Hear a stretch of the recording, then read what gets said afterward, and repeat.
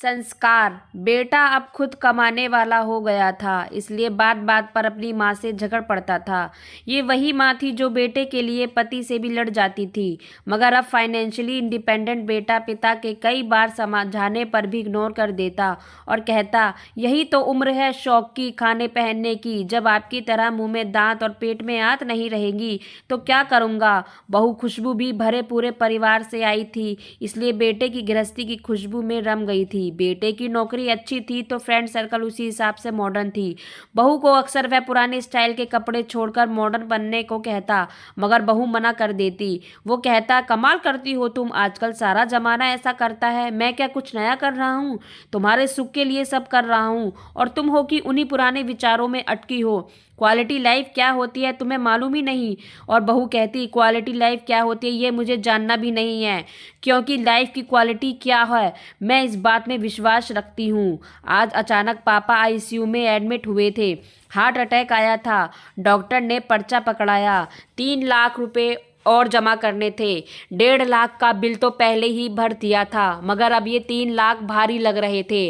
वह बाहर बैठा हुआ सोच रहा था कि अब क्या करें। उसने कई दोस्तों को फ़ोन लगाया कि उसे मदद की ज़रूरत है, मगर किसी ने कुछ बहाना कर दिया। आंखों में आंसू और वह उदास था। तभी खुशबू खाने का टिफ़िन लेकर आई और बोली, अपना ख्याल रखना भी ज़रूरी है। ऐसे उदास होने से क्या होगा, हिम्मत से काम लो। बाबूजी को कुछ नहीं होगा, आप चिंता मत करो। कुछ खा लो, फिर पैसों का इंतजाम भी तो करना है आपको। मैं यहाँ बाबूजी के पास रुकती हूँ, आप खाना खाकर पैसों का इंतजाम कीजिए।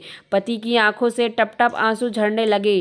कहा ना, आप चिंता मत कीजिए। जिन दोस्तों के साथ आप मॉडर्न पार्टियां करते हैं, आप उनको फ़ोन कीजिए, देखिए तो सही कौन कौन मदद को आता है। पति खामोश और सूनी निगाहों से जमीन की तरफ देख रहा था कि खुशबू का हाथ उसकी पीठ पर आ गया और वह पीठ को सहलाने लगी। सबने मना कर दिया, सबने कोई ना कोई बहाना बना दिया।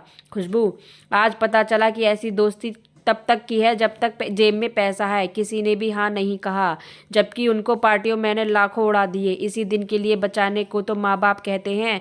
खैर कोई बात नहीं, आप चिंता ना करो, हो जाएगा सब ठीक। कितना जमा कराना है, अभी तो तनख्वाह मिलने में भी समय है। आखिर चिंता कैसे ना करूं खुशबू, तुम्हारी ख्वाहिशों को मैंने संभाल रखा है क्या।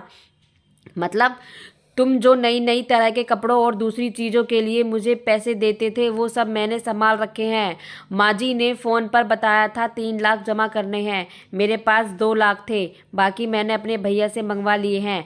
टिफ़िन में सिर्फ एक ही डिब्बे में खाना है, बाकी में पैसे हैं। खुशबू ने थैला टिफ़िन सहित उसके हाथों में थमा दिया। खुशबू, तुम सचमुच अर्धांगिनी हो। मैं तुम्हें मॉडर्न बनाना चाहता था, हवा में उड़ रहा था, मगर तुमने अपने संस्कार नहीं छोड़े। आज वही काम आए हैं। सामने बैठी माँ की आंखों में आंसू थे। उसे आज खुद के नहीं बल्कि पराई माँ के संस्कारों पर नाज था और वो बहू के सर पर हाथ फेरती हुई ऊपर वाले का शुक्रिया अदा कर रही थी।